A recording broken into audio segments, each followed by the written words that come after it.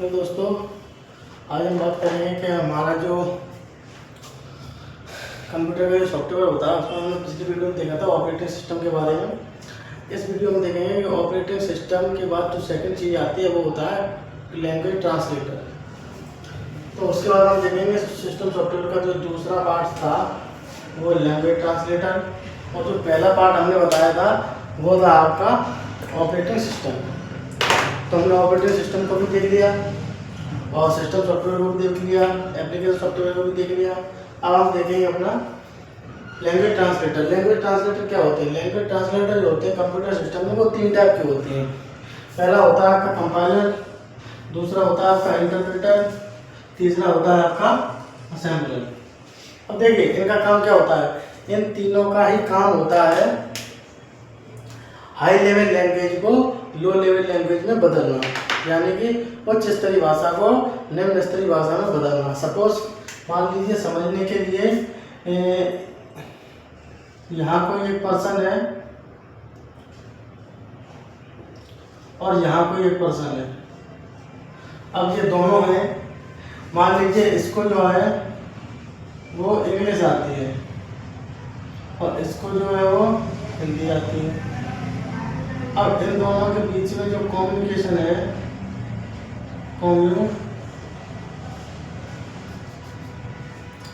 इन दोनों के बीच जो कम्युनिकेशन का काम करेगा वो कौन करेगा?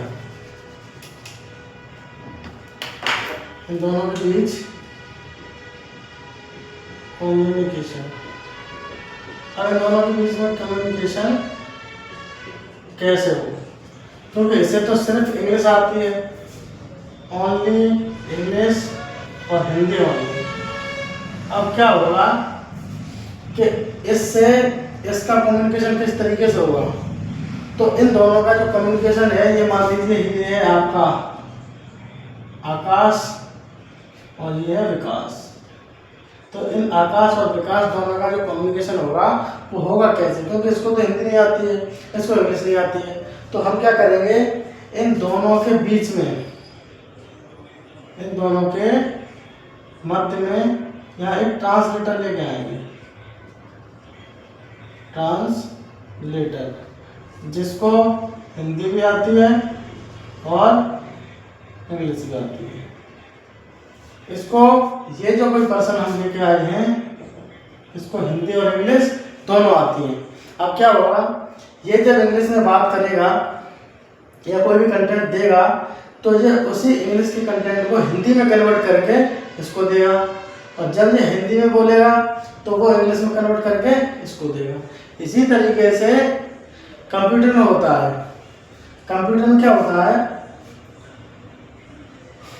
यहाँ होता है यूजर,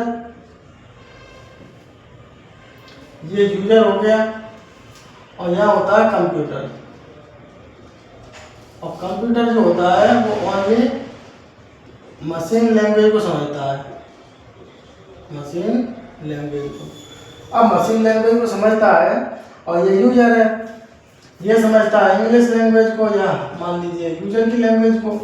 अब इन दोनों के बीच में जो काम करेगा सिस्टम में क्या होता है, कंप्यूटर में सॉफ्टवेयर होता है, सॉफ्टवेयर, और उसी सॉफ्टवेयर के अंदर होता है सिस्टम सॉफ्टवेयर, और सिस्टम सॉफ्टवेयर के अंदर होता है ट्रांसलेटर। तो ट्रांसलेशन का यही काम होता है, यूजर के और कंप्यूटर के बीच में कम्युनिकेशन कराने का। आई होप समझ में आया होगा आपको। अब हम देखते हैं कि ये जो टाइप्स होते हैं इसके वो कितने टाइप्स के होते हैं, कैसे कैसे काम करते हैं। सपोज देखिए कंपाइलर जो होता है ये क्या करता है, किसी भी हाई लेवल लैंग्वेज को लो लेवल लैंग्वेज में बदलने का काम करता है, लेकिन ये सारे सोर्स कोड को पढ़कर रीड कर एक साथ कन्वर्ट करता है, और अगर बीच में कहीं भी एरर आती है तो ये रुकेगा नहीं। ये क्या करेगा, उस एरर को बताएगा, अगर आप ठीक करते हैं तो भी ठीक है, नहीं ठीक करते हैं तो ये आगे बढ़ जाएगा। यानी कि ये पूरे सोर्स कोड को कन्वर्ट कर देगा, फिर आपको एरर बताएगा कि यहाँ एरर है, ये आप सही कर दीजिए।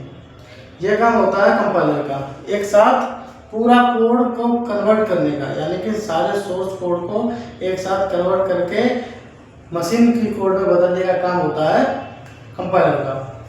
दूसरा होता है इंटरप्रेटर।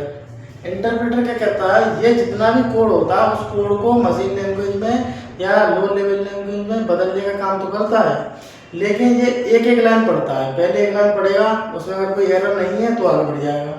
दूसरी एक लाइन पढ़ेगा, फिर कोई आगे एरर नहीं है तो आगे बढ़ जाएगा।